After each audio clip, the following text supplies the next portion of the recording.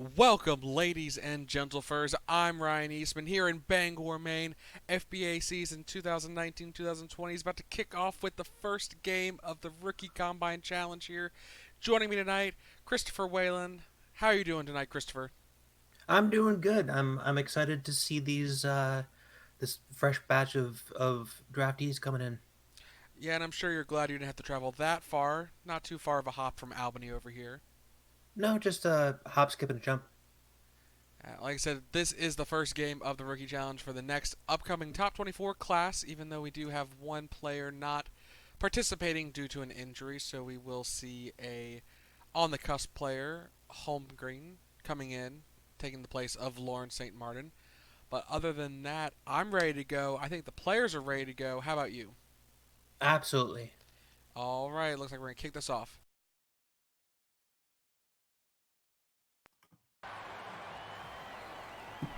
And there's the starting lineup for the game one. And as mentioned, tomorrow, game two, players that start tonight will not start tomorrow, giving a chance for all the top 24 to have a chance either at starting or playing significant minutes.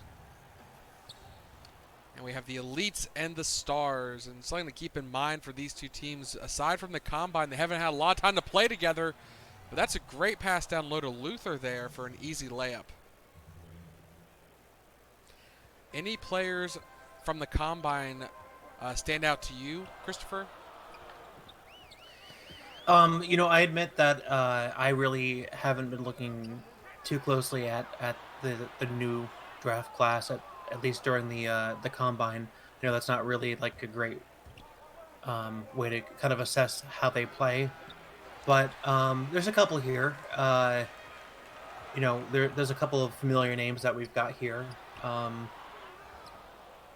For certain, Harmony Okayu uh, is one that stands out, Yeah, sibling of a current FBA player. yeah, definitely that namesake will be to her benefit, I think, even though I think at the same time his success might be a little bit of a pressure on her.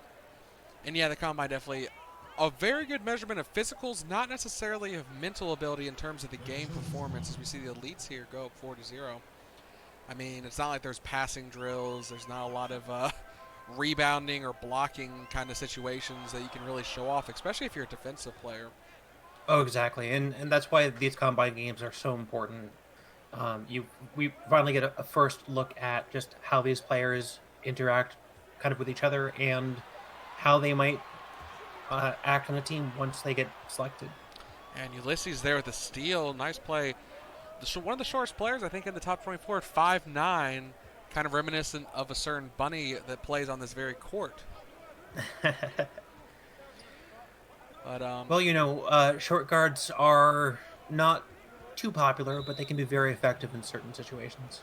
that they can. It depends on definitely their technical skills, especially their physical.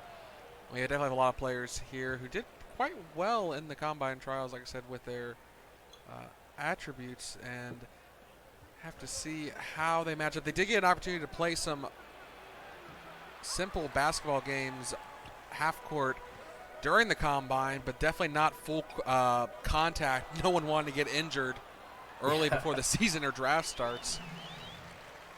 A quick layup there is good for the Stars. First points on the board in under almost 3 minutes, but it's only 4-2 here. Zari with the ball, trying to find an opening, giving it down low, but intercepted by Moran. Up to Lauren Fash. Decides to take it herself with the pump fake and finger roll. It is good. Zari going to bring it up. Heading over to Luther. One of the taller players in this draft class. 7'6", the bunny. Ulysses for three is good, showing his range there.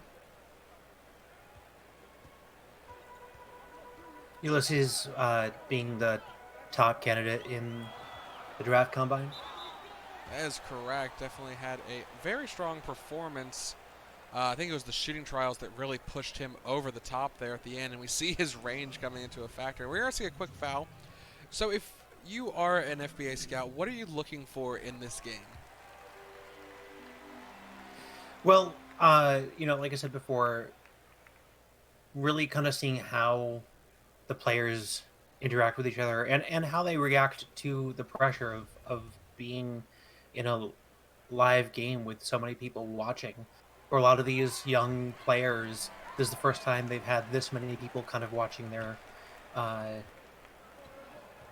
their skills being shown off. Even from a college perspective, they might not have such a large stadium to play in, or knowing that they're being nationally broadcast. So seeing how that pressure affects their game, and if they can continue to perform under that pressure.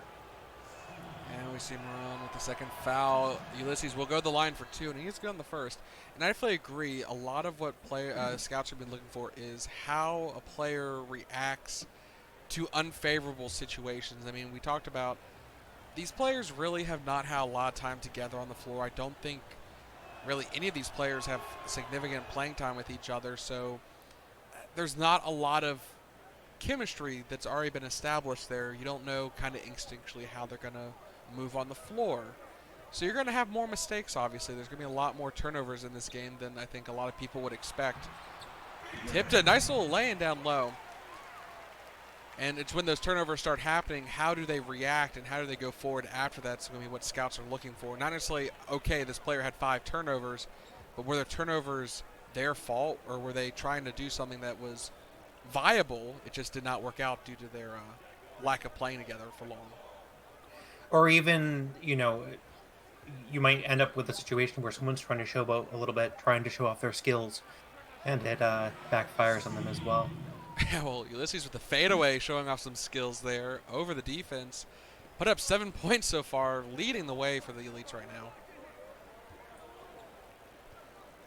And something else that was mentioned, looking at the film for this class, not a ton of defensive players, at least in the top 24.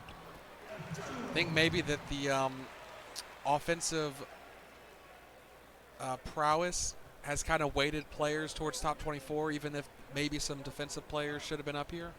Well, I think that's sort of indicative of where the FCAA is going with their style of basketball. Unfortunately, and I think my colleague, wow, I just totally forgot its name. The dog. Don't let him know that. Cedric O'Toole. Yes, thank you. Oh gosh, he's gonna kill me later for that. He was big score right there. Yeah, tipped in with the dunk off the quick pass.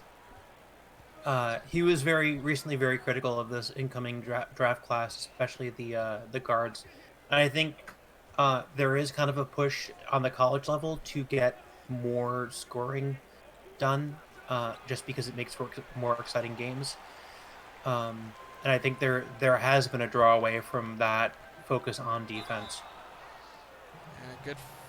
Ashvon not able to get the bucket to fall, but we'll go to the line for 2, and I definitely agree. I think we're seeing a bit of an offensive, I don't want to say rebirth, but a push, and we may need to see how these players react, especially once they get to the FBA, when you have players like DQ, Barnaby Jazz, I mean, even Lance on the perimeter in your face, how they react to that pressure, because I don't know if a lot of these players have experienced that level of intensity on defense. And also kind of Well, I think. Oh, go ahead. Go ahead. I think it's also just a matter of focus. Once you have that perspective, we may see some players who are on the lower top 24 here really start to shine in the league, just because they're able to shift that focus from a points heavy game to a game that's a little more well rounded. Mm-hmm. And they might be a little bit more ready for the FBA in terms of being able to have that impact earlier. You see a nice block there, speaking of defense, and Ulysses is going to try and go up and blocked by Falcam, and tough tumble there, but looks like he's okay. He's up already and running down the court. Lauren Fash, no good. Defense all-arounder. So it's Shelby now on the other end. I mean, definitely looking at how the combine works out in the end, you see the guards definitely leading the way. Ulysses, London, Zant, all top 3. Ash Von Zant definitely more of us forward. A bit of a low-scoring game so far. Kind of starting to find some struggles here as Ulysses has missed the last 4 attempts. London driving in off the glass. No good. A little too much power there. And now we see the scoring drought. 2.5 minutes for the Elites. Over to Shelby from the left sideline is good from beyond the arc, tying the game up at 14 apiece. Bunny using his hair. I think he's a hare, not a bunny. Using those powerful legs to get that shot in there. And we see London on the right sideline. Calling for the screen, gets by the defender and around Luther. Unable to get any real defense up there. Jackalope. I thought Ulysses was going to tap it in there for him. Almost looked like it, but Kendrick, the giraffe. Over to Ulysses. And see, this is kind of where I want to see Ulysses passing a bit. Ooh, that would have been a good shot over his own player, but he decided to back off. He's had a little bit of struggle here. He started very hot. And now we see the defense come flying in. Tipton with the block there.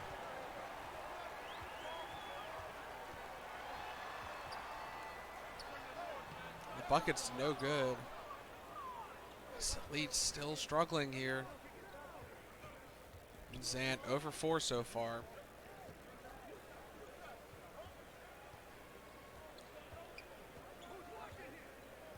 Now just slowing it down, trying to find an open man. I think this is going to be a screen call. It is, and Ulysses getting open. 2 defenders on him. A tough shot, no good, and Falcon able to tip it out to London.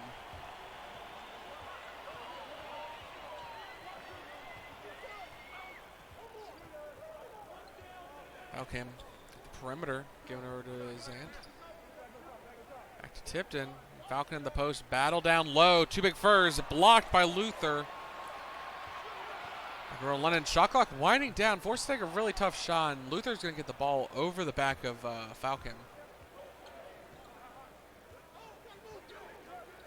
A little over 3 minutes left to go in the first quarter. Is Azari going to dish it over to Ulysses, who I'd like to see maybe pass it to a teammate. You know, screen that is a wide open shot, and it is good. He's able to get some good opportunities at the very least. Yeah, absolutely. Them.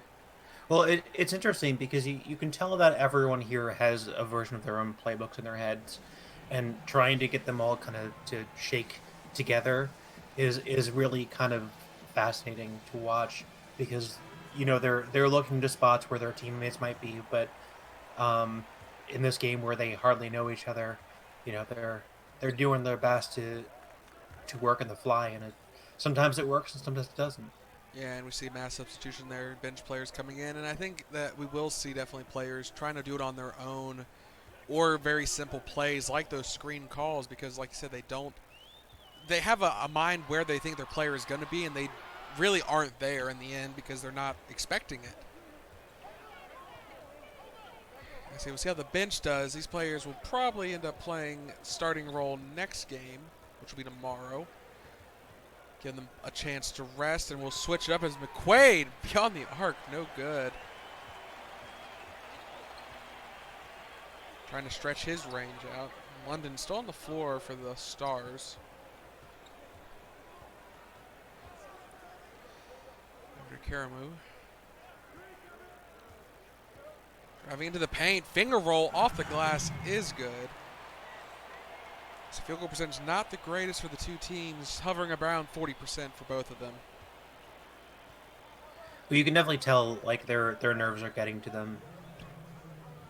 Yeah, and it's a lot of pressure definitely playing in this situation. I can't say I've ever been in such a situation. I don't know about you, but I mean, they are right now. The difference between their performance here could cost them between a $3 million contract or a $1.5 million contract per year. If they don't perform well, they might find themselves sitting outside the top first round. That's a lot of money to lose just for a missed bucket. And definitely Scouts, this is a game, one of many in their college career. So it's not likely to make a huge difference in their performance. They just need to focus on playing their game here tonight. So we see a flurry of scoring. Finally, the Elite's up to 18 now. And quick play. Oh, goodness. Blocked hard there. Rejected. And the quick fast break on the other end. Robbins with the block. Bucket no good, though. Well, and like you said, a lot of these scouts have already scoured the the college tapes, looking to see how these players do perform in a more familiar setting. And already dunked down. And that's the thing, another thing to keep out. A lot of these players on their teams were the best players on their team. Mm-hmm. So now they're here in a position of, okay, maybe I'm not the biggest fish in the pond right now. Sorry, Desi. Leach is getting Well, it done. when you're in the middle of an inland college where basketball might not be as popular versus some of the other larger universities, it is kind of easy to be that big fish in a little pond. Yeah, and I mean, some of these players definitely come from quite big campuses in terms of the talent pool that they have there. And another fun thing to think about is that actually a lot of these players, this might be the first FBA draft in a while. We've had, what, 3 sets of siblings coming into the class? I think so. We got the Cross siblings. We obviously have Okayu with already having a sibling in the FBA. Then we have the Dunphy siblings, sisters. Mm-hmm. And then the Kings. So we actually do have 3 in this class alone, plus a relative coming in. So, and actually, that would have been an interesting game to see if we had all the siblings on the floor to see how they played together. That might have been the best game of all possibilities. As we see the first quarter come to a close, the shot is no good from half court. Stars 25, Elites 20. So we'll go to a quick break before going into a huge block there, like I said, and that replay by Ivy. So this might be a chance for those few players that made it into the top 24 that do have a bit of a defensive background to really stand out amongst their peers here. Oh yeah, absolutely. I mean, in a game like this, if you can prove yourself to be an effective blocker, especially with so many players vying for the basket just to kind of prove themselves, it's definitely a quick way to get yourself noticed. And Ivy with a good pick there and almost intercepted, but McQuaid will get the turnaround jumper off the tip pass. I said Ivy on the other end blocking it down. That's her second so far. So I feel like a block is worth two baskets in terms of statistics right then and there. Absolutely. I can't. Go ahead. Nice shot there. I can't get over how small all of these players look. Well, I mean, Very- when you have 7'6" players on the floor, it's kind of they make everyone else look a little small. I mean, It's true. That's very true. I mean, Jake comes onto the floor in Albany, and you look at Narcissa, and you're just like, oh my God, is she even going to be able to jump over him? Like, can she see the basket over him? Well, but I think there has been a trend towards taller players in the FBA in the last couple of years. It's almost refreshing to see that Players like Ulysses showing up in the combine. exactly. Yeah, I mean, I don't think we're going to see another Tay McNee, whoever that 4-foot tall player was back in the day, make another appearance. But you're definitely right in terms of height. We've definitely seen a trend over the course of the FBA through the years. It's not small ball, it's big ball on the floor. So it really takes those tacticians that are under 6 foot, as we see a nice block by Dernby. No good, but Robbins gets the offensive rebound and the putback. That's another way to show off those second chance opportunities. Easy baskets, too, once you get into that position. Oh yeah. Using that height advantage we were just talking about. But I think you're right. I think we're going to see some more specialists, especially anyone who's under that 6'4" mark, really trying to show off their unique skills. hoping that they get noticed. Yeah, and even if, I mean, obviously I think every player in the league dreams of being a starter, but not everyone will find themselves on the bench. It's really just finding your own way to complement a team and cross. No good from the left sideline. Almost bounced in. Going for the elites over to Cloverfield. Back to Holgren. Taking the place of the injured Lawrence. St. Martin. Back to Cloverfield. Trying to get some kind of play drawn up and then calling for a screen. She's going to drive in, but 22 is open. Ivy, she decides to try taking it herself, but Robbins gets a second chance bucket, but the shot clock violation will come in. Can't really blame her for that turnover. It was a ill-advised shot by Cloverfield with a defender draped all over her. It's another short player, 5'8", on the floor. Fletcher. Back down to the post, decides to back out to Marin, but stolen by Tolsino. Cat with the ball. Almost trips there. Yeah, well, she picked it up, able to regain her footing. I think she was just as surprised as we were about that steal. And Robbins now with the ball way out of the post. I think she's not comfortable way out here. She needs to get down low, but McQuaid. Pump fakes blocked from the side, though, by Barnaby again. That's his second. Good heads-up play there on the help defense.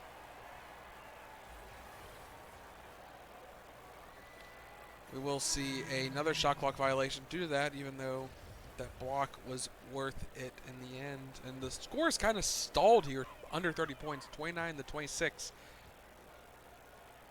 Well, I think the players are starting to realize, too, that scoring isn't everything in this game.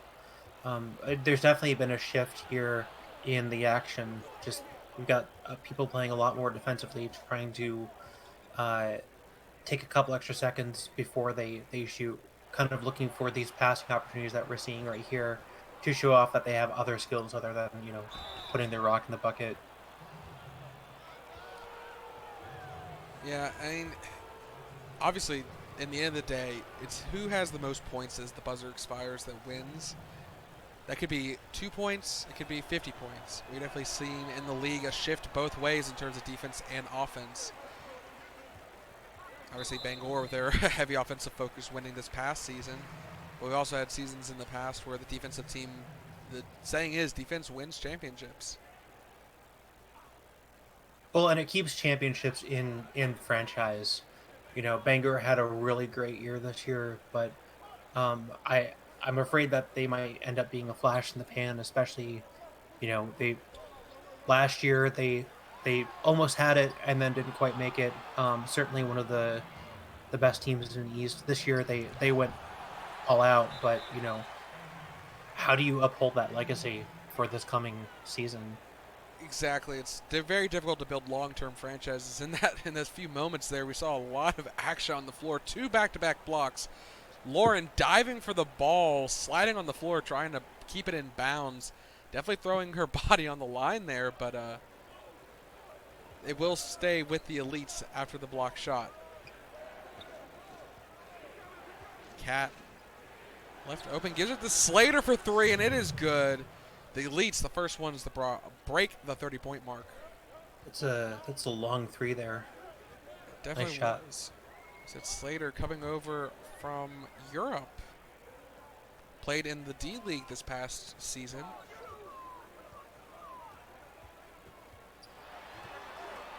Shots at no good. Slater going to put on the wall. Over to Cat for 3. Can she answer 1-2? She does. Back-to-back threes for the elites. That is a heck of a run now. 14-4. I mean, that's one way to get noticed. Start putting up those 3-pointers. Yeah. Quickest way to build a lead. Just like that, 34-29. They will call a quick timeout just to give a little bit of a break.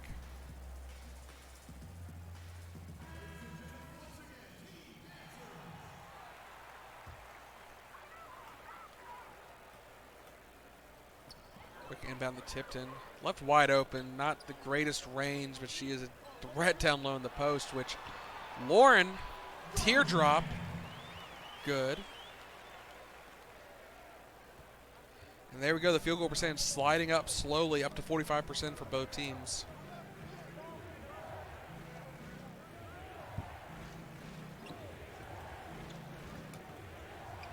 Luther, ooh, elevating above the basket, and almost just throwing it down from 3 feet out.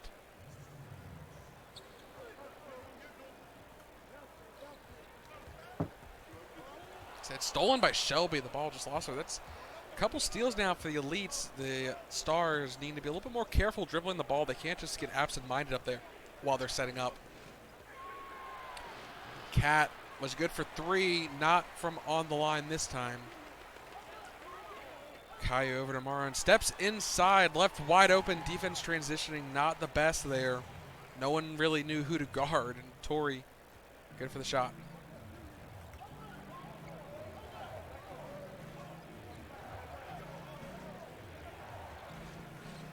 Luther over to Shelby. Back to Luther. Want to see the Jackrabbit get a little bit lower in the post, but it's going to be Slater from beyond the arc. No good.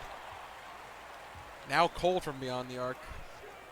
You see Stars on the other end trying to pick up the pace. Lauren, turnaround jumper. No good.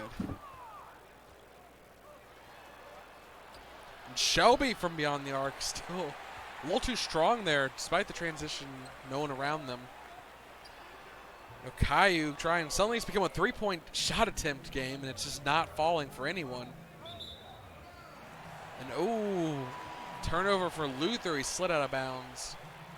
The Jackalope, his paws just slipping there.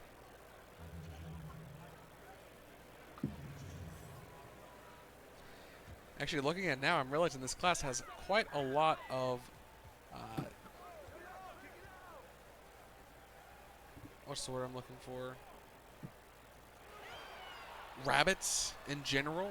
I mean, you got obviously Cat coming in. Luther, while not a rabbit, is of similar species. How about Legomorphs? Legomorph, thank you. Tough word. Long shot, no good. Kendricks with the rebound. Luther in transition, getting moving. Unable to get the a bucket to fall, but will get the foul and go the line for 2.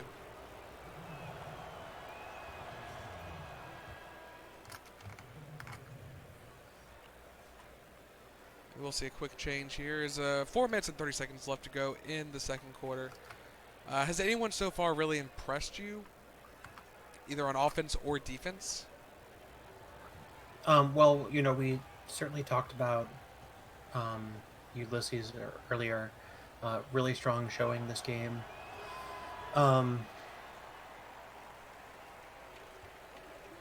Yeah, he's kind of tapered off. Obviously, he had a really great start, but I think he started forcing a little too much there at the halfway point.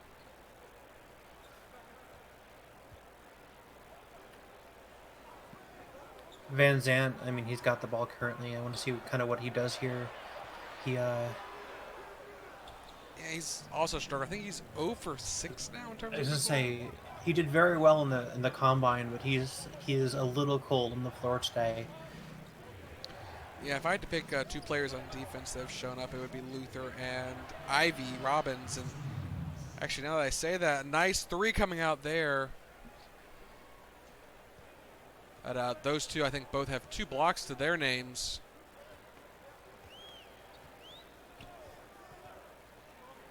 Over to London. Calling for the screen. Gets the step back. Decides to dish it out to Falcon. No good. Decides to dish it back out to the perimeter. Caremo. Driving into the post. Just dances his way down there and lays it off the glass.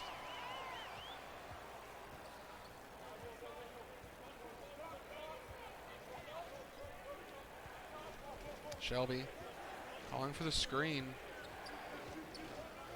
Trying to answer back with his own drive, but he's double teamed. Will be fouled by Caramo. Go in the line for 2.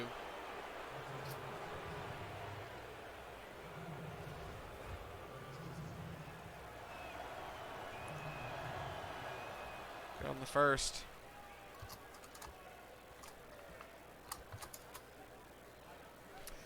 And both teams keeping relatively close to each other. I don't think we've seen more than a 7 or 8 point lead for either team. Really bit of an ebb and flow tonight. So we'll definitely get a chance to look at each player's stats at halftime. And no good on the second free throw. Another kind of, I don't want to say unloved stat, but a stat that definitely is looked at is your performance at the free throw line.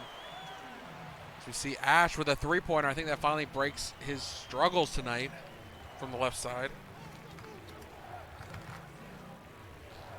Luther stripped by Falcam, center on center. Falcam able to get the rock from him, and a three, tying it up. Karamo, where'd that come from? From downtown. It came from the woods, thank you very much. Black Bear doing well from beyond the arc, and now we see Cat driving in. They're actually call a blocking foul on Falcam, not a turnover. It will retain with the elites. I think actually that's a bonus situation.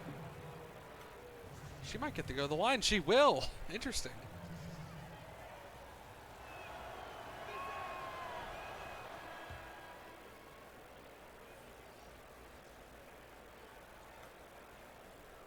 We'll see a bit of substitutions for both teams. I think players going to get a little bit of a rest. Obviously try and come out fresh for that second half.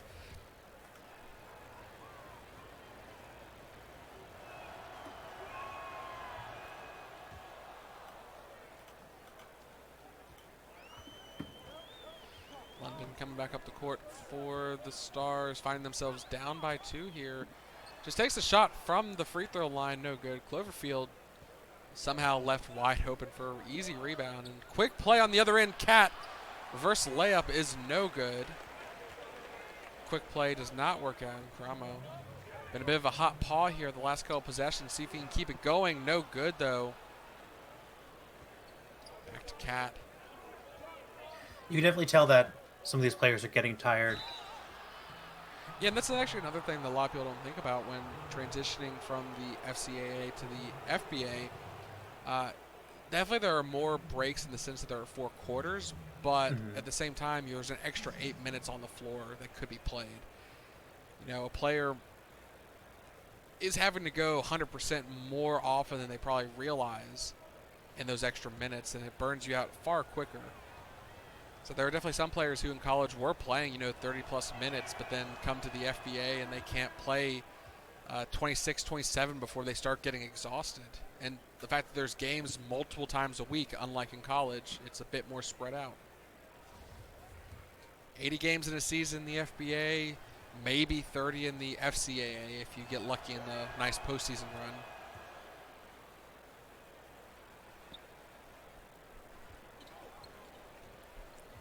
Well, even this whole week, I mean, you see a lot of these players kind of staying in the area, doing some last-minute conditioning between the combine and the games here.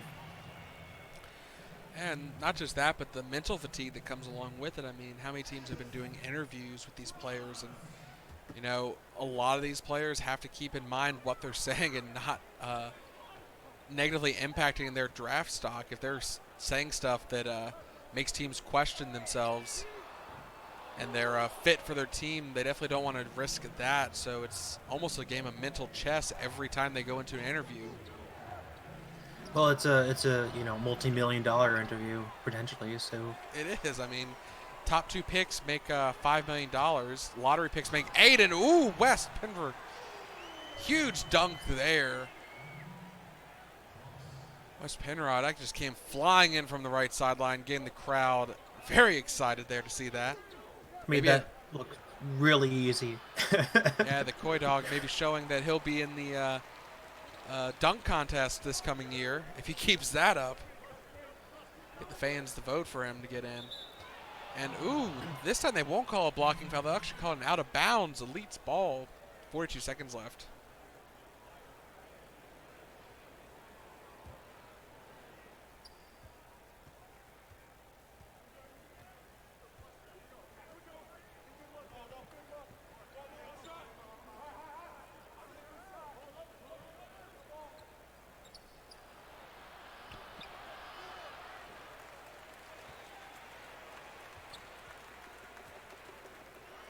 A little bit of miscommunication there, but Not for the Stars. Yeah, it works out for them. Tied game, 45 apiece. Last possession will belong to the Elites. I think with the game has been going, I would be surprised if Ulysses didn't take the last shot. He's definitely tried to shoot his way out of some issues. And stolen ball there. That was just cruel. London, Oof. another player that went through the D League, arguably possibly has a bit of a. Him and Slater could say that they maybe are a little bit more prepared for the FBA given their experience in the D League. Quick pump fake is no good, and that last shot will not fall. And we will take a quick look at the stats here as I rattle them off. Starting with the Stars, Tipton, 4 points, 3 rebounds, 2 for 2 with a block to her name. Balcom, only taken 2 shots so far, made 1, missed 1, but 7 rebounds, pulling down the boards, 2 assists, a steal, and a block. 1 offensive rebound. London, 4 points, 1 rebound, 1 assist, a steal, 2 for 6 from the floor, missed a 3-pointer.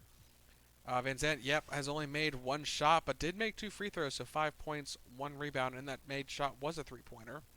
Lauren Fash, 6 points, 4 rebounds, 3 for 7 from the floor. Not a lot to do other than that. Moran, 4 points, 2 assists, and a steal. 3 turnovers, though a little bit sloppy with the passing of the ball, but made the 2 free throws. Karamo, 9 points, 4 for 8, leading the way for the Stars with only 9 minutes on the floor. 2.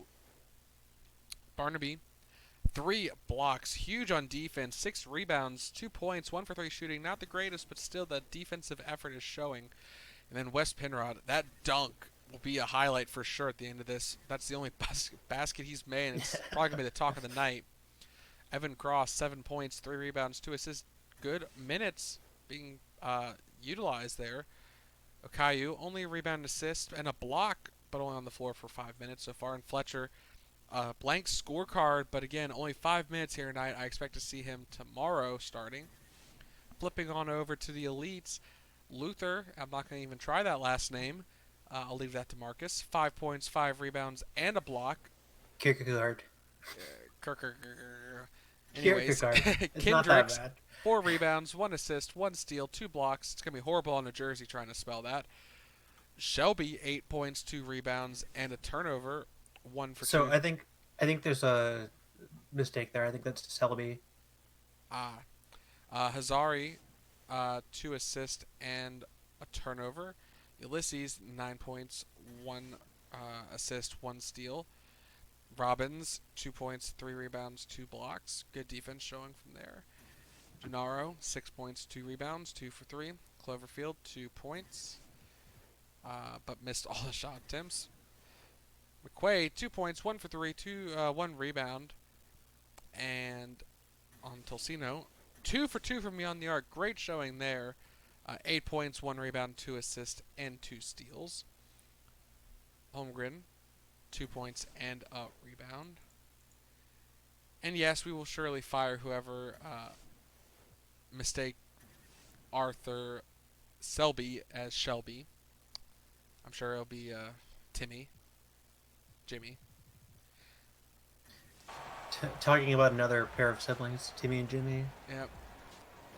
But with that, first half comes to a close. Tie game, 45 apiece. As we mentioned, definitely, I was impressed by the defensive showing for those 3 players. Obviously, between the 3 of them, have racked up now 7 blocks here tonight. Oh, that just kind of goes back to what we were saying earlier.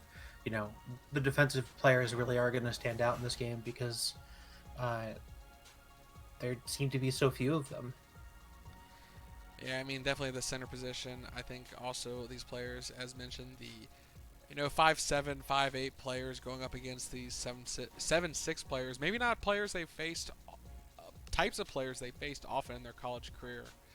I mean, keeping it mostly within their divisions, their conferences, there may have been one player as tall as these guys on the floor, and now they're possibly being forced to drive into the kennel when there are 2 of them. Almost in the middle of the pack there. Yeah.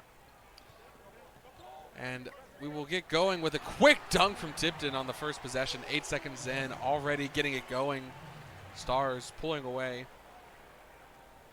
So that was just bad defense, not watching where she was. She just slipped by them. Keep an eye on them. Kendricks over to Selby. Back to Ulysses. Triple teamed, in fact, almost there. And Tipton will get the reach-in foul, but bonus has reset. They're definitely not willing to let him take any open shots. He's shown that he can make them when open, but he keeps getting double teamed. He needs to start passing out of those situations. Well, and that's part of the, part of the trick here is it's all well and good if you can make those shots, but what happens when, the other team doubles down on their defense? What do you do then? Do you make smart plays, or do you keep trying to drive for the basket? Exactly. I mean, it's maybe you make 20% of those shots, but if you had a situation where you could make 40% of the shots, do you really take that? Are you smart enough to or able to realize in that situation that's the best outcome? Lauren, tough defense as the shot clock was winding down, forced to take a tough shot, but it does not convert. Selby couldn't come up from the other end. Driving by the first defender, almost walked by as Cesari now one-on-one in the post, off the glass, no good. Lauren will recover it. Good defense by her. You got to make those shots. And Ash had a really tough first half. Comes out with a quick bucket there, wide open in transition. That is good. Way to start this second half after his first half struggles. He's one of the top 3 players from the Combine. We see Luther one-on-one. Decides to pass it back out to Selby. I wonder what kind of pep talks these kids get during halftime from their respective coaches. I'm more worried about what their agents are calling them about. What are you doing? Don't do that. You're going to get us in. You're going to cost me $30 million.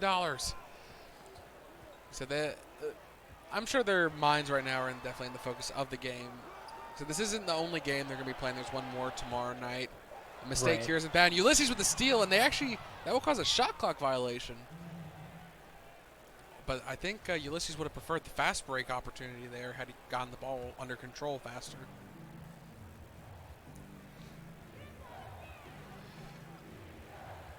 Ulysses with the ball. A call for a screen from Luther, but not very effective. And actually, again, no blocking foul called there. That was going to be a turnover against Ulysses. Maybe the refs are a little out of practice here too. Well, I mean, there's definitely the language of the rule, what's a blocking foul and what isn't, is a little ambiguous. It is. It's like that 3-step rule, I'm pretty sure Lance takes 5 steps when he goes for those dunks. Him driving it through the lane. Quick play from Falcam, and we are starting to see a little bit of dichotomy here. The Elites starting to slip behind. 36% field goal percentage. The Stars definitely holding up strong at 48. And Ulysses, a high teardrop, uncontested. Just a little too much behind it, and it just bounces right out.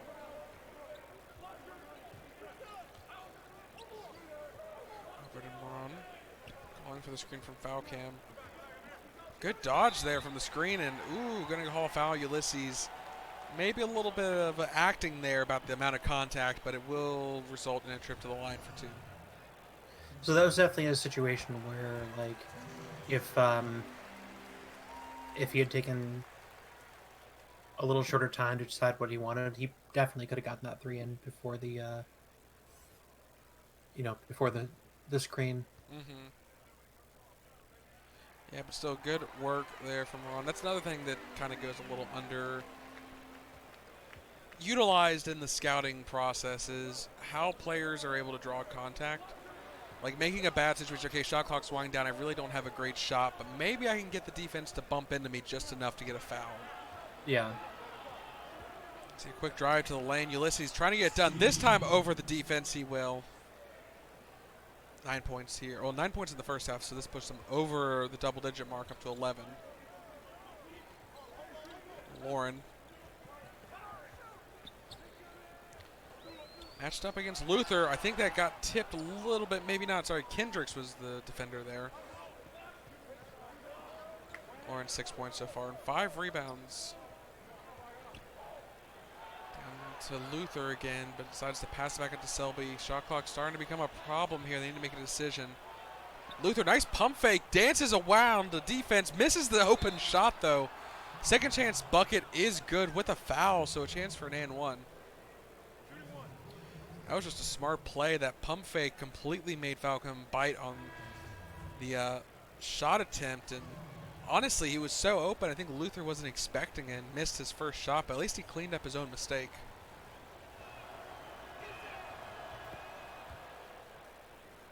We are starting to see these small moments where the skills are outshining the nerves here, and that's kind of nice to see. Fletcher recovering that missed tip pass, able to put it in though, saving a bit of a error there from occurring. I think Stars will count their lucky Stars there that he was there. I think that's Fletcher's first basket of the night. It is. He's actually, I think this is his like 6th or 7th minute on the floor now. Dangerous pass down the Holmgren, blocked. I think by Fletcher, in fact. Yes, it was Fletcher with the block there. Now he'll have the ball on the other end, giving her to Marone. Spin move, calling for a screen.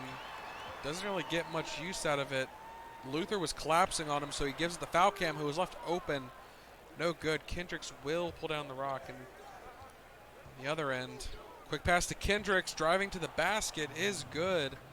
Quick play there, nets in the bucket.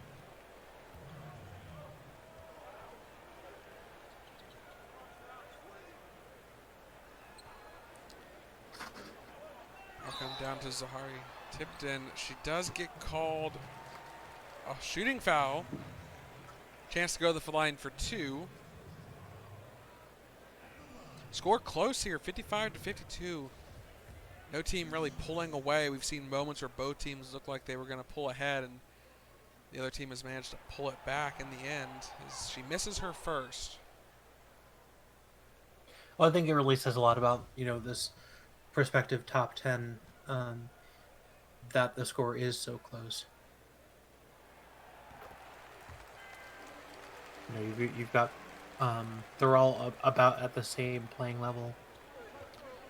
Yeah, definitely, and obviously where players fit in will be interesting on teams. Kendricks, again, open in the paint, will be fouled for an and one opportunity. Could bring this back to a 1-point game here.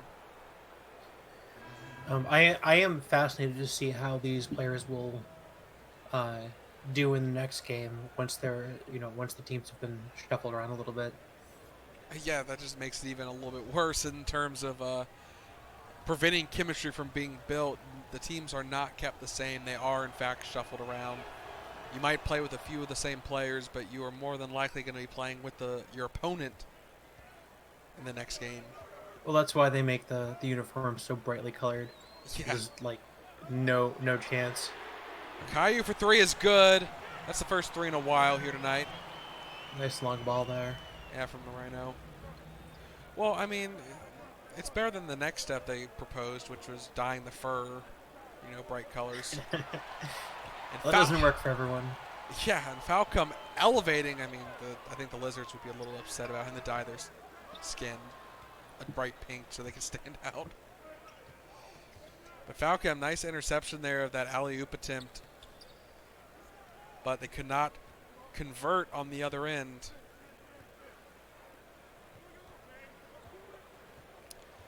Cat with the ball, calling for the screen. Driving down low the pace, but she does not have a good advantage down there. And we're going to see a long 3 attempt. No good, but Luther cleaning it up. Double-teamed, almost triple-teamed there at the end. And Falcom, and starting to come in trouble now. This is his 4th foul. That's another thing you don't want to do in the combine is foul out as a rookie. Foul out, yeah. It's no good. No bueno.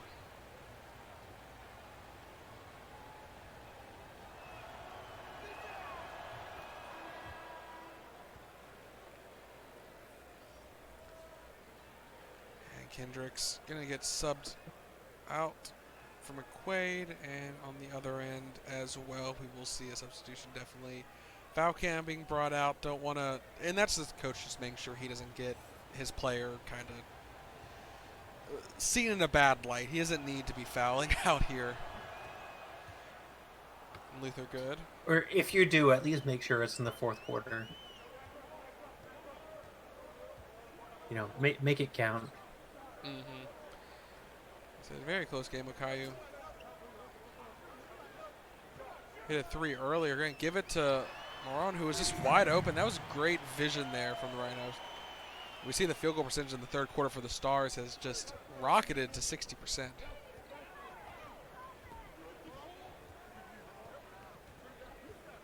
So you're starting to see the players are kind of getting comfortable with each other now. No longer is it, one-off isolation plays. It's actual passing going on, leading to open shots.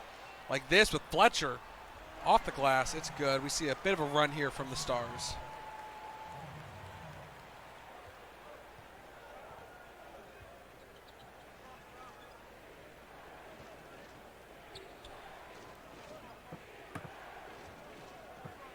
Play it over to Holmgren. Gonna get a reach-in foul, and that is a bonus situation, so they will go to the line for 2. It's nice to see some of these players who were really cold in the first half start to open up. Gentlemen, 2 shots. Especially like Fletcher, Van Zandt, even a little bit from Slater. Just seeing these players who were definitely nervous in the first half, like just kind of find their zen moments and really start to actually play the way that got them noticed. Yeah, it really is going to be interesting to see how the dynamic switches in game 2 with these players that had limited minutes that have been able to show up here and how they do next game. Caramo, another great play in transition, up to 11 points now. Had a 3-point earlier. Can't leave him open at all. And you're going to see how the Elites respond. They're down by 8 now, and they can feel the lead starting to slide away from them. This game is slipping through their paws, and another kind of moment that scouts are looking for. How do you deal with adversity? How do you deal with this deficit? Are you going to panic and take risky shots, or are you going to play methodical and get yourself back in this game? It's very hard to do, honestly. Cross with the fadeaway is no good. I think. Well, go ahead. It's always a gamble too. Do you take that do you take that risky shot, or do you wait for a more guaranteed play? Especially as you're trying to show off your skills to scouts and to the teams. Yeah, good 3 there from Toronto. Do you establish yourself as a playmaker or as a level-headed player? Yeah, definitely. It is you play your game. That's what I say you need to do. Don't focus on trying to be who they want you to be who you are, because it's going to be so much harder to stand out if you're trying to play how you are. We saw London there with a nice basket down low in the post. Well, and then you also get, you don't want to misrepresent yourself either. Well, not just that. I think you're handicapping yourself. Like, okay, I need to focus on not turning the ball over. And now you're so focused on not turning the ball over, you're missing the open player on the corner that could have had an easy 3. So now the team's going to look at you and go, oh, they don't have good court awareness because you're so focused on dribbling to make sure you don't turn the ball over. Right. So, or you're so scared to take a shot that you're just – that's another thing teams don't want. If you are so afraid to take a shot that you're going to miss, they're not going to trust you to be the one in the final minutes to take a shot. Confidence is a big thing, and you can see it dwindle so quickly.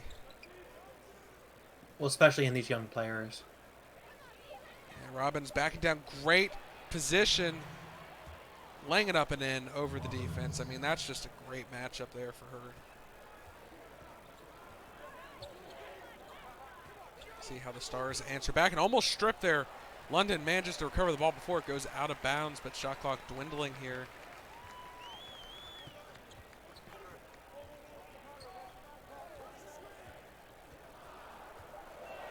So shot clock down. He hasn't really done much. Just going to be forced to take a shot here. Does do a nice pump fake at least to get the defense in the air before he is. Does not get the long two to convert, though, and Holmgren from three-point land is not good for the Elites. I think a little bit slower of a play there would have been advisable. Well, I think Holmgren, definitely feeling lucky to be here. Even definitely wants to Stand out, considering Yeah. he is blessed with being a non-top 24 here tonight. exactly. I mean, we've seen plenty of cuss players taken in the first round. It's not unlikely that we'll see a couple this draft. And he definitely is in the best position. But also at the same time, he could be in the worst position. If he has a bad showing here, he could knock himself all the way back to the second round easily. So he's probably literally on the cusp of whether or not he can make the first round. And I would take a $3 million contract over a $1.5 million one. Oh, yeah. That's for sure. Oh yeah. I mean, clearly they pay FSPN pays me more than that. I mean, clearly. We get paid for this? You get buffet, I believe, access before Lance gets there. Yeah. But on the other end, the Elites now back within three. See if their defense can hold. Robbins not jumping there. Good heads up decision not to risk getting a foul call. Just standing there with your arms in the air, likely to get called for offensive charge instead had she been run into. Ulysses still trying to find that spark he had at the beginning of the game. His first two baskets were golden. But here, unable to find any oil as he tries to dig for something. Falcon missing two. And last possession, Zari for three. Does make it. That's a tie game here. 67 apiece with 14 seconds to go. Tino's been quiet this game, but stepping up there in transition, down by three. Blocked by Ivy, but Falcon will recover the block shot. And with only 4 seconds here, I don't think there's going to be a good enough shot taken as Ulysses takes a long three, and it's no good. So the Stars will end the third quarter up by two here, 69-67.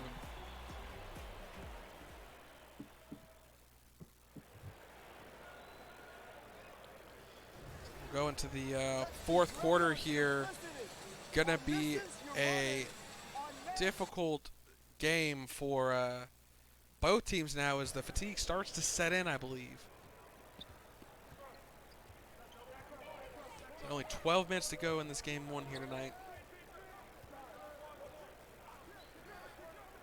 And I think this last quarter is really going to be telling. You've got the fatigue setting in, but you also have, you're finally comfortable with your team. How are those two things going to fight each other? You start seeing plays being made, but with as tired as these players might be getting, you got to make sure that those plays get completed. And we'll see a quick reach in there. I think we will see a substitution. Robbins being subbed back out. I believe we will see Luther back in now. I think all starters back on the floor for both teams to kind of round out this final 12 minutes. They might bring a couple back in just to give a little bit of a break. And Falcom keeping an eye on him and his foul situation. If he gets up to 5 here early, we might see another situation where he gets pulled. But Lauren for three as shot clock was winding down was no good. And Tino in transition, step back jumper, no good off the back iron. These are the shots you have to be making.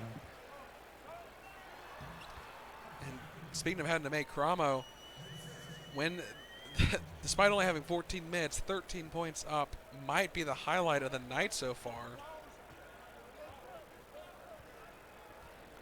At least in terms of player performance on an individual basis. I mean, I've definitely been singing the praises of Ivy and Luther in terms of defense, but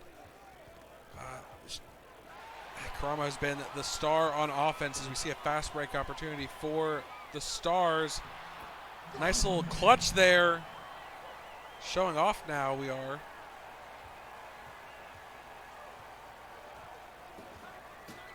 Oh, and that's part of it too. I mean, if you're coming off the bench, we definitely have a couple players who are trying to show that they're just as capable as the people who are starting this first game.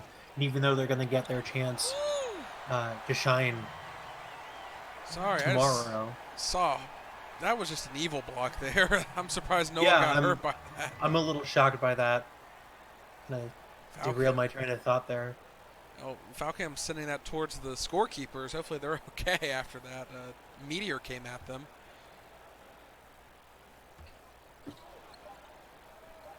Ulysses long three barely hits the iron. Defense was all over him. Bad situation to be in with only 4 seconds on the shot clock. And London one-on-one in the posts. Turnaround jumper. It's no good. Sorry. Gonna give it up to Selby.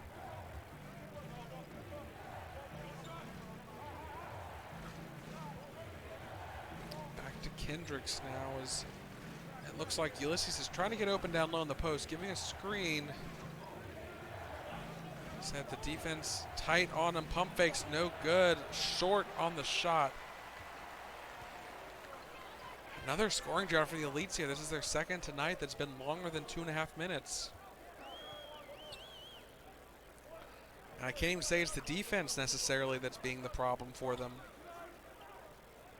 Just a lot of sloppy shots being taken here. And I mean, that's definitely reflecting in their field goal percentage below 40%. The Stars still staying above 46. And the Elites will call timeout. So down by 6, they are not that far behind in terms of points. They could quickly close this margin, especially with three-point shooting of like Slater and Cat, but it's a tough hill to climb if you just aren't making your shots.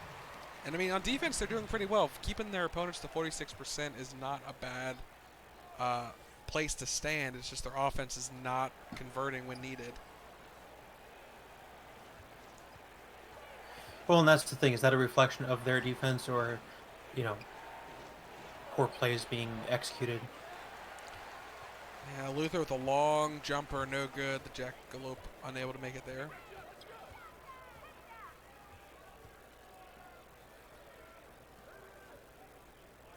And now it's just, honestly, the Stars playing for easy shots. That's what they're looking for. Tipton, that's an easy one. The defense overcommitted. Left her wide open, no one between her and the basket. She hasn't had a lot of baskets here tonight, but I think she's converted every single one she's taken, including a dunk to start the second half earlier this game. Ulysses driving into the post through the defense. That's almost as important as having confidence in your shots as being confident when that shot's going to go in. Yeah, I mean, definitely. There is such a thing as having too confident in your shot when you're taking like 30 shots a game and you're not making half of them. And they're like just desperate heaves. And we'll see Ulysses with his third foul. A chance to go for a line 4-2 for Moran. Chance to extend this to a 10-point lead actually here. It'd be the first double-digit lead of the night, reflecting how close this game has actually been between the two teams. And first miss from the free throw line for him tonight, but had been perfect up to that point. You can see the exhaustion in all these players now. And I mean, it's not going to get any better for them. In a week will be the draft. They're going to have to fly out to Las Vegas in a couple days after this. At least the top players will be at the draft in terms of the green room, and they will count that as a shooting foul. And Lauren just able to take an easy shot there after the contact. Chance to go to the line for and one. Sorry, Luther will go to the line for an and one opportunity. He's so much taller than everyone else. 7'6", I think, for the Stars. They have Falcone at 7'5", able to at least match up well against him. And I think Barnaby as well is 7'6". Yeah, the Elite's not wanting to give up a 10-point lead. Coming back slowly here. Oh, sorry, Barnaby is 7'4", close enough in terms of wingspan. And Luther with the block. Ulysses barely catching that ball before it hit him in the face. But Kendricks on the other side, fast break off that block, brings them back within 4 here.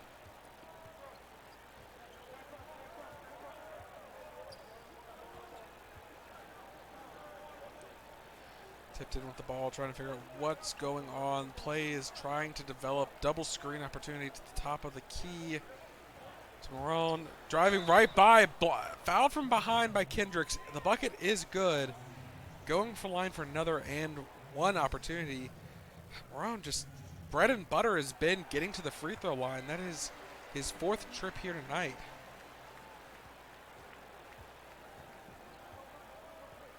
Cleaning up his mistake from earlier with an and one conversion. Now up to 7 once again.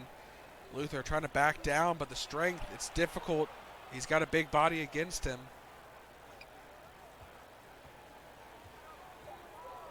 Ulysses gonna have to take a shot here with the shot clock winding down, blocked by Tipton. Not the matchup he wanted. He had the power forward on him.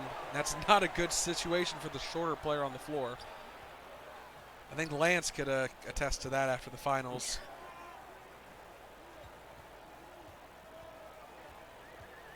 London trying to get into the paint, no good. Lauren now, long 2, no good. Defense trying to box out, does. Luther will pull down the rock. I think that brings him to a double-double at this point. I have to double check when the final 5 minutes and 40 seconds comes to a close here tonight. Ulysses for 3. There we go. Finally hitting a shot after a long drought from beyond the arc. Been trying to hit that shot all night long. Yeah, and I mean, some of them has just been poor shot clock management from the team, leaving him with a bad opportunity. But there, left wide open. And a turnover from Falcom. Elites down by 4 with the possession now. Ulysses, he hit a 3 just a second ago. See if he's still feeling it. Well, he'll go for another one off a similar drawn play. It definitely worked getting him open in the end. Oh, battle for the ball there. Tino loses it. Fash comes up with it. Marone down low in the post does get to fall. No trip to the line this time. And like I said, just a tale of 2 different players. Marone, only 5 shots attempted, at least have counted, not due to fouls. Ulysses, 20 attempted. Lauren, quick steal in the post. Nash, not even going to take a dribble there off the pass, just laying it up and in on the finger roll. Stars feeling it again. They've pushed it back up to 8.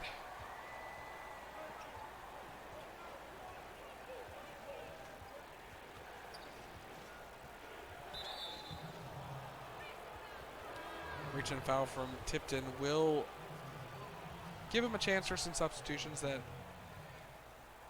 may be the last we see of a few players on the floor. And ooh, almost intercepted, and it is. Ash comes up with it. Some mistakes starting to come in there. Some floaty passes being done that are just being left wide open for the defense.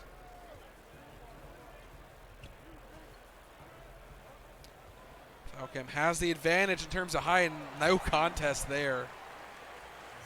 That does push us to a double-digit lead here off the back of Falcom's bucket.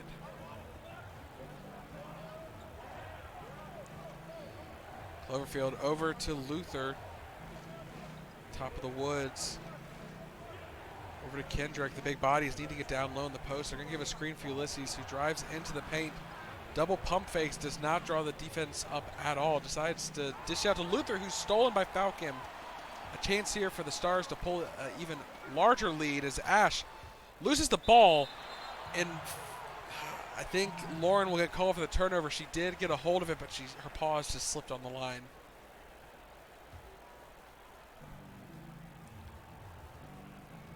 And here with 10 minutes left to go, less than 4 minutes left to go in this game, with now the bucket difference down to 8 points. Not sure the Elites can really pull it back here at the end. What do you think, Christopher? Well, I think that given that all these players are definitely offense forward, I think there's a chance that, especially as these players get more and more tired, we could see that lead slide back down. Yeah, it's definitely a decent deficit to overcome here as time is starting to wind down. Like I said, you can definitely see players like Kendrick there. Silly pass results in a turnover, and now tipped it on the other end, laying it up back to a double-digit lead.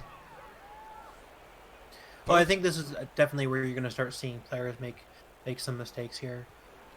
Yeah, both her and Kendrick's perfect from the floor here tonight, both 5 for 5, and the Elites will call timeout, maybe try and put together a play or two for the next 2 possessions, see if they can maybe get a three-pointer off. I would be surprised if they don't maybe put Slater back in. She hit a 3 earlier, or even a Cat who hit 2. Definitely a 3-point game is one way to whittle this deficit down in a hurry. But I think they will keep the majority of their players out that were starters for this game. Selby giving it to Luther, back down in the post, gets it to fall over Falcom. They haven't been able to get any fouls called on him, so that may have been their Achilles heel tonight, was that Falcom was left in the game despite all that foul trouble. And Tipton finally missing her first shot of the night. 5 for 6 now. Ulysses with the ball. Isolation play. Decides to dish it back to Luther, who gives it to Cloverfield. Dribbling into the paint. Over to Luther. He hit one earlier. No good, but Kendricks with a putback is good.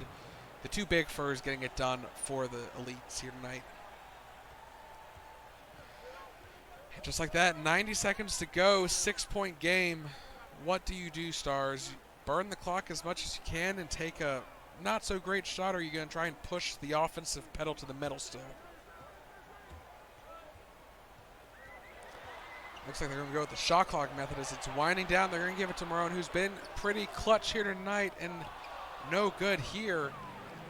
Elites, if you get this shot quick enough, you could still have it going. And Selby, spin move, makes it work. 4-point game with at least 3 possessions left for the teams. There's a big basket right there. Big basket for the Lagomorph. And not a lot of time. Shot clock winding down. 6, 5.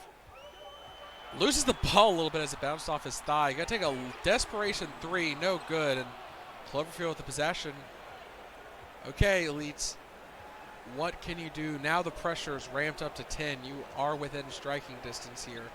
And they're going to give it to Ulysses. He struggled tonight, but it's good. And we're back to 1-point game. We are, and they will have the last possession. Honestly, Ulysses there, big props to him. He struggled tonight, but in the clutch, he delivered it. A big clutch there, a block. But Zipton gets the missed shot, gets called for the foul. Will put one up. If she hits another, it puts it to a 3-point game, and she does. And now the Elites call timeout. If I was them, I would put their 3-point players on the floor, go for a tie here, push it to I'm not even sure. Do they do overtime here at Combine Challenge games? Well, it'd be a good way to see how the players react to. I mean, do they just go out there and flip a coin maybe? Nope. This is the risk here. These players, some of the fans don't realize they are taking a risk here tonight in terms of injury. And we see an air ball, unfortunately, there. Defense was a little too tight on them, and they will do a full court press and probably a foul. But like I said, players are taking a risk being here. They could injure themselves here tonight and drastically affect their draft stock. I mean, you might have a player that was coming in ranked top 10. If they got injured in one of these games, they might fall to late first round. Yeah. Well, one missed free throw will give them a slight chance here. I mean, they need to take a quick shot, but they're too busy playing past the rock. Ulysses with a 3. No good as the shot clock came to a close, as did the game clock. And we will go through the box scores really fast. Falcam did actually not get double-double. He only had 8 points, 14 rebounds, 3 assists, 3 steals, 2 blocks. Probably one of my players of the games for sure, because he got it done on defense and offense. Zipton, 13 points, 5 rebounds, 1 steal, 2 blocks. Doing the same thing on her part. Ash Zant, 9 points, 4 rebounds, 3 assists. 1 for 3 from beyond the arc, 2 for 2 from the free throw line. Jumping down to Lauren, 5 for 15. Shot a bit much in terms of volume to her productivity, but still was able to put up 10 points. 4 steals, definitely a threat on defense here tonight. Yeah. 4 assists and 5 rebounds. Marone, the offensive star for the Stars. Gotta keep setting myself up for that. 15 points, 4 for 6, 7 for 9 from the free throw line. Absolutely a terror, a menace from that charity stripe. London, 6 points, 3 for 12. Also a high volume shooter, was not able to get all the buckets he wanted to fall. Karamo, the other offensive player coming off the bench, 15 minutes with 13 points in that limited time. 6 for 10. Did not go to the free throw line once. Barnaby, 3 blocks, 7 rebounds, 2 points overall. Did not see him a bunch in that second half. Nor did we see Penrod, 2 points, 3 rebounds. Probably see them go into the next game. Cross, 7 points, 3 rebounds, 4 assists. Fletcher, 4 points. In 3 minutes, he was able to put up those 4 points, considering he had an empty stat sheet at the half, and a block as well. And Okayu, 3 points, 2 rebounds, 3 assists, a steal, and a block, doing a bit of everything. Showing off with her limited minutes as well. And jumping over to the elites. Luther, 15 points, 12 rebounds, 5 for 8. Doing a bit of everything with 2 blocks as well. Kendrick, same story, only a rebound shy of a double-double, but perfect from the field. 6 for 6, 3 blocks, 2 assists, and a steal. Shelby, 10 points, 2 rebounds, 1 assist. Or Selby, sorry. God, I'm going to fire whoever put that in there. And they even put it on the jersey, too. It was a double whammy. Ulysses, 17 points, but 6 for 23. 3 for 8 from beyond the arc. Not bad. He picked it up there at the end. 4 assists, a steal.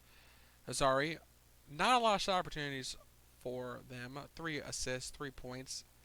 Cloverfield, 3 rebounds, 3 assists. 0 for 4 from the field. Struggled to get anything going tonight, but did at least avoid turning the ball over any. So, good position to be in, at least in that regard.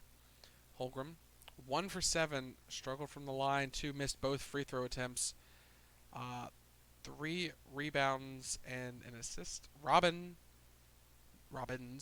3 blocks, 8 rebounds, 4 points. Perfect from the floor. We'll probably see her starting next game, see how she does with more minutes.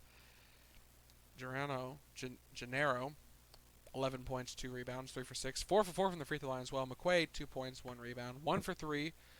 Attempted a three-pointer, didn't work out so well. Kat, didn't see her much in the second half, but still 2 for 2 from that three-point line is something to keep an eye on. 8 points total. Slater also didn't see a lot of, 3 points and 2 rebounds, 2 assists. And we will do a quick dive into the team comparison, but I think it's pretty obvious to say from the game itself. It was a close game throughout the whole quarters. It really was. Final score, 4-point differential, but even still, the fact that we only got to a 10-point difference once and maybe for like 2 minutes at most really says a lot about how solid this upcoming draft class is. Yeah, and I mean definitely the ability of the team to come back from a deficit like that is big. And at the same time, on the other end, the team has to worry a little bit about, hey, we weren't able to keep a lead. We should have kept a 10-point game. It should have ended, 92 to 82. But in the end, I'd say a good showing for both teams here. I mean, definitely some draftees I feel like are going to go home tonight thinking that they need to step up tomorrow, and a couple of them are definitely going to go into tomorrow maybe saying, hey, I'm not going to be playing that many minutes to begin with. Maybe I should just focus on not making mistakes here. Well, and that's the thing is, if you started this game, how do you continue to show that you're, a team player and a solid player, even when you've suddenly got reduced minutes for this next coming game? So you really have to. Or go ahead. I was gonna say, speaking of this next coming game, what players that we did not see a lot of this game are you excited to see how they perform next game, or any players you think that didn't play a lot of minutes this game fans should keep an eye on next game? Well, I think obviously Karamo, really, playing from the bench, pretty much almost a point per minute. Um, Really someone to keep an eye out for this next coming game. Did not do very well in the combine. Played very well today, and I'm very curious to see whether that was just like a really great game from him, whether he plays better off from the bench, or if that can be carried over into a starting position. Yeah, my eye is definitely going to be on Cat Tolsino. Uh, Placed 19th amongst guards in the combine, but obviously was nailing the threes here tonight. See if tomorrow she continues that streak and how they use her in the game. See if they try and get her open on the perimeter and take those shots. We definitely saw Ulysses struggle for a bit there, found it at the end of the game. If she can come out as high as she did tonight, maybe move her draft stock up. I definitely know after the combine, some people weren't super excited about her physicals coming in to the league, but she showed them here tonight at the very least with her limited minutes what she could do. And I think that is going to wrap it up for tonight's showcase. First challenge game done in the books. Second game tomorrow night. I've been Ryan Eastman, and joining me tonight was obviously Christopher Whalen. Thank you so much for joining me. It's been a pleasure. I love these games. I'm so happy you invited me. Thanks so much. No problem, and all you lovely furs out there. We will see you tomorrow night